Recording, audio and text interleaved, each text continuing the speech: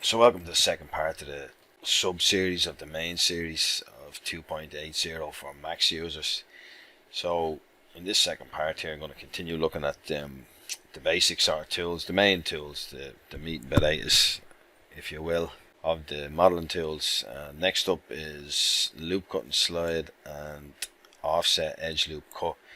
So loop cut and slide is sort of like a hybrid between Max's Swift loop and Max's Connect. And the hotkey for that is Control R. I'm not going to be using it from here. I'm going to be using the hotkey here. So when you press Control R there, you know, just like Swift loop, you're going to get a preview, a loop cut preview here. And the difference between Swift loop and this is that Swift loop you can hover anywhere, and that's where it's going to make that cut. Whereas with this tool, it's always in the center of the edge here. You can see it's centered up wherever I go. So once you click and hold the left mouse button, then you see these two arrows, and then you can drag, and that's how you position it then along the loop. So right click then centers it up rather than cancel with some of the other tools. So if I Control R again, it's in the center, and then I drag and right click, and then Shift R as well is just that's repeat last with any of the tools. So I do miss Swift loop. I'll be honest. There's ways of messing around with this with the key maps and everything, but it isn't the same. It's a crappy hack that it's just not the same as Swift loop. So for now, Control R, and then once you get used to just dragging, right clicking to leave it there, and then dragging and just releasing the mouse and clicking again, and that'll place it down wherever you leave it. Control R again, and the mouse wheel then is what gives you the connect tools from Max like behavior. Just rolling the mouse wheel up and down, and then once you've designated how many loop cuts you want, then you can just, as usual, click and hold left to drag it, either place it where you want or right click to place it directly in the center with evenly spaced spans. Now unfortunately it doesn't have any options to slide and pinch edge loops the way you can with the connect tool, but one thing you can do here instead is just Control R, left click, right click, then Control B, that's Blender's bevel tool, and then when you bevel, then you can sort of slide them out to get parallel edges there. And I'll show the bevel tool next after these two tools because it's really powerful in Blender. So another feature of this tool is, I'll just press 3 into face mode, E, extrude, and then E, extrude again, and 2, edge mode, and then double G for edge slide. And now if I Control R, you can see as I start to slide,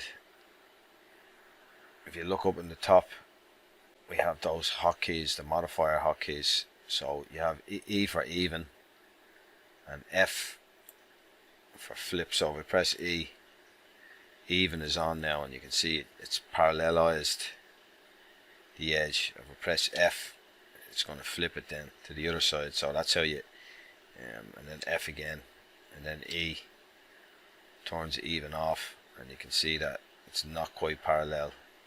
And with more extreme examples there, you'll see it more clearly. So I'll just right click there, Control R, and drag the slide. You can see there, like, it's starting to kind of rotate around.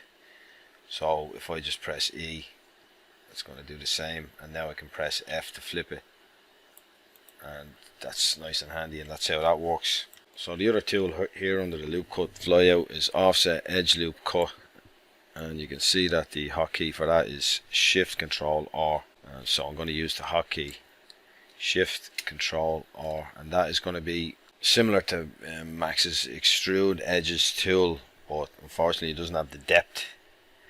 So Shift Control R, and you can see here that what the offset slide does, it's just extruding those edges out. And it would be nice if I had a depth setting here, but unfortunately it doesn't. So you can just select that edge loop and then Alt S, and that's for shrink, fatten, or move along normals in Max, and then you can just bring that in. and that's how you would get that sort of extrude functionality in Blender. So next up is Blender's mighty Bevel tool. So as I mentioned in the last video, the first part of this modeling sub-series was Bevel in Blender is like Max's chamfer. The difference being that because of the nature of Blender's sub-object or component hybrid sort of mode, you can bevel or chamfer any of these verts, edges and faces. So Control B is the hotkey, and you'll see nothing's happening, so you have to press V with verts to activate vertex chamfering, and wheel control up and down with segments. And you can see here then the settings come up, and you'll be familiar with some of these, like the likes of profile, and you can see here there's a vert only, which if I was on edges there, you could change it to verts. And there's a clamp overlap, and you'll recognize some of these as well in Max 2020's new kind of updated chamfer has some of these. And oops, I was just about to mention the beta feature that I'm not going to mention, but it's already in Blender here, so you'll have to wait for that. A beta feature is in a Max beta feature. So that's verts. Select two verts, that makes up an edge, so I can Control B and bevel that edge. Use your mouse wheel, and if you look down the bottom of the screen, you can see all the options. So I'm just pressing S there for segments rather than rolling the mouse. P for profile. C for clamp overlap. And you can see the profile can go negative. V for vertex only. So you can see, there's some nice features here, and for whatever reason that's shown up down the bottom there. So I'm not sure why that's happening. So let's say for instance I go to extrude, and that's shown up on the top. So I'm not sure why the bevel shows up on the bottom. Maybe it's because I don't know, there's too much to fit in on the screen. I really don't know why that shows up on the bottom, but it doesn't matter anyway. That's pretty much the features there. Go 3 edge mode, and the same thing, B for bevel, and you can see those settings have been remembered. So P for profile, and I'll leave the profile at the default is 0.5, and I'll change this back to sharp, and we can still then change our settings after the fact. So it's a really nice tool, and it also works. Say for instance I go to edge mode, Shift E to duplicate, X to move it an X. Then I'll snap into ortho, press 5 to go into ortho, and 1 for verts. Select that vert, and then E to extrude, Control to snap. E to extrude, Control to snap. And select the vert, Control B and V. And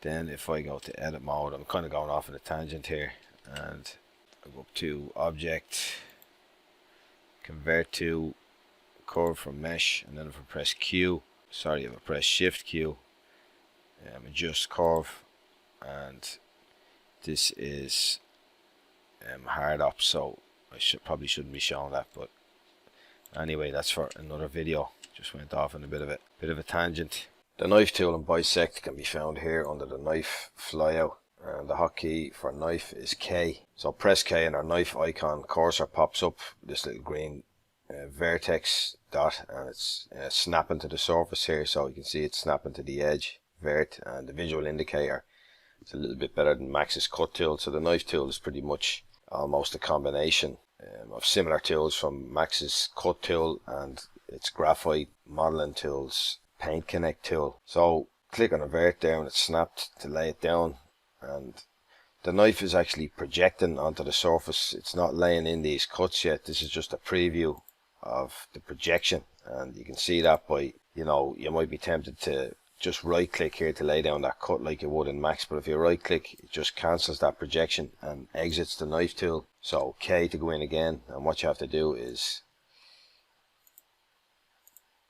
lay down your cuts or your projected cuts, and then if you want to confirm those cuts and lay them down, you press return or enter on your keyboard, and that'll create topology from that preview projection. And also if you want to continue on with a cut, so press K and lay in your cuts, and it also moves across edges here, just like Max, and just adds verts automatically as you intersect those edges. So you can lay down that cut, and let's say you want to start cutting over here, the hotkey is E, and that'll lay down that projection and sort of freeze it in place, and then you can continue cutting, and then when you're happy, press return or enter, and the projection is confirmed into an actual topology change. So there's a couple of additional features and hotkeys here that are pretty nice that I wish were in Max's. Max should really have an all-in-one tool. The cut tool and the paint connect should be really merged into one tool with a couple of additional features, such as press K with the knife tool here, and press C, and that's going to constrain to 45 degree angles, 45 and 90, and that's going to give us a nice straight cut, except for that last bit, because I started to rotate the view and it just you're projecting here. So I don't know whether it's the way I have the Maya navigation set up, but if I want to try and rotate here, I'm going to alt and left, and that's just going to continue cutting across the surface. Like I'm sort of locked into this mode. It's projecting on the surface in screen space, so I'm not sure if that's with a default key map, if that's going to work. I have never had Blender at a default key map. It's always Maya navigation, so I'm not too sure about that. You'd have to check that out yourself. So right click, and the other hotkey then is press K, and then you can press Z, and you can see those ghosted dots. And if I drag right off the mesh and click and then press return, you can see that it's projected all the way through the mesh like quick slice in Max. So, you know, as I say, I wish these were in Max, the constrain and the quick slice. So just to do that one again there, press K, and then you can press C, Z, move across the mesh, outside the mesh, and then click, and then press return or enter, and that'll give you your slice all the way through the mesh. So that's the knife tool pretty much, and that's all you need to know about it. The other tool here in the flyout is bisect, which is also up here, bisect, and this works on like Max's quick slice tool. So you need to have if you look down the bottom, selected edges, faces required, so you need to actually have an active selection for bisect to work on. So you can just press A to select all if you wanted to cut through absolutely everything, and bisect, and now it's just, you start dragging and it's just going to give you a projection, and you can hold control once you release or confirm. You get this widget that, as I mentioned in the last videos, on some of the tools, and then if I start dragging on this, you can look down the bottom there, enable snap and enable precision, so I can hold down control and snap in increments, and then hold shift for extra precision, and then I can grab this widget here to move the projection, and you can see here's the widget here, and just for extra control. Unfortunately, just like the quick slice tool in Max, when you first lay down the bisect, you can't snap like with that constraint tool and the knife tool. You can't snap to 45 or 90 degree angles, which would be a nice feature. So you sort of have to just eyeball it like the quick slice tool to lay those in. And I can also just make selections, and just like in Max, the quick slice tool, bisect will only bisect or cut across that selection. So that's basically bisect, just like Max's quick slice. So next is the vertex connect, or join, the vertex join in Blender. So you can select two verts, and J is the hotkey then, just to join them with an edge. It works the same as distance connect in the graphite tools over in Max. So J is the hotkey to join, and it's just going to find the most direct path, and that's pretty much all there is to that. target welding as we have in Max. There's no direct equivalent tool in Blender to target weld. So in the last video I mentioned about this auto merge verts, which automatically merges verts that are in the exact same location in 3D space. I always have this on, and this is what I use. There's a couple of different ways to do this. This is the way I use. So I'll just select a vert, say I want to target weld to that one there. I'll just press GG twice, and that's going to activate edge slide or edge constraints, and then I'll just smash it into that one there, and now it's been merged to that one. Same as I showed in the last video. And then, you know, if I want to target weld from there to there, you couldn't do that in Max anyway. You need a connecting edge, so just select these two, press J, select this one, GG, and then just smash it in there. So the other way of doing it is, I don't like to use this way because I find this way to be handier. The double G, you can just turn on vert snapping here, or you can activate it dynamically as you work by holding control. So I'll select the vert, and then I'll press G, start moving, and I'll hold control, and you can see here with this circle I can snap the verts here, and just be mindful of the target here can be closest. So that's, I usually leave it at closest. So you can also, if you don't want to press control, just activate snaps here, and the hotkey for that is Shift Tab. So select your vert, G, and then snapping is automatically on. But I don't like the crazy visuals. I'm very sensitive to how things look in the viewport when I'm doing things, and my brain has to like what it's seeing, and I don't like that, so it just makes me feel uncomfortable with OCD. But that's the two ways basically of target welding. Maybe there's another way, and if anyone knows it, feel free to let me know in the comments. I'm still very much learning all these tools myself, so any tips I'd be grateful for from proper old school blender heads. So merging verts is another important one, and the hotkey for that is Alt M, and also you can find it up here in the vertex drop down, has a dedicated spot here, Alt M, center cursor collapse. So because of Blender's hybrid system that I've mentioned a couple of times, component or sub-object system, you know, selecting two verts means that edge is selected, selecting four verts means the face is selected, so you don't have to keep. This is something I'm trying to get out of the habit of, always jumping through the sub-object modes to operate on specific sub-objects, when you don't actually have to do that a lot of the time in Blender. With the hybrid mode you can just stay and say verts and work on everything. Not all the time, but for a good part of the workflow. So if I select all these and press Alt M and merge at center, it's just going to collapse those down like Max's collapse. Alt M, merge at cursor will merge at the 3D cursor. So if I turn on the 3D cursor, it's down here.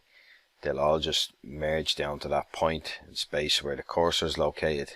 I'll just turn that off again.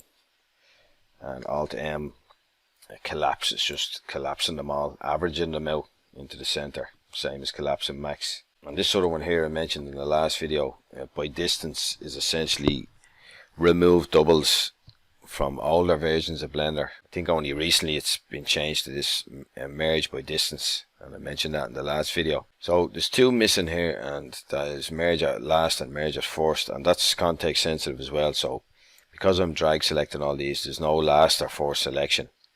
So Blender has this active element sort of concept where if I shift click on this and shift click again, it changes color, and that means it's the active vert out of this selection. And then I press Alt M, and now you see at first and at last appears. So it's going to merge based on this active element selection, and that's pretty much those merge tools. Quite handy, especially collapse, because I use that a lot in Max. And I would even go as far as just to put it on the quick favorites, even though I haven't done it here because I've recently changed my preferences. But just, or even a hotkey rather than a hotkey and then going into this menu.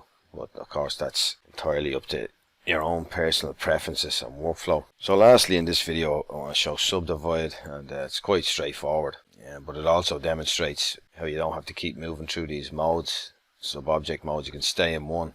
So if I select two verts, right click, and subdivide is found here in the main menus of all these sub-objects. So subdivide, it's going to just break that edge in half, split it, and give us a vert in the middle. Then if I select four verts, it's going to be a face, right click, subdivide, and it's going to split that again. So it's splitting all edges, and it's essentially subdividing just like a subdivision surface modifier, and similar to tessellating in Max. And then of course two verts is an edge, so you don't have to go into edge mode, select an edge, subdivide, go back into verts. You don't have to waste your time doing that. You can just stay in vert mode and subdivide.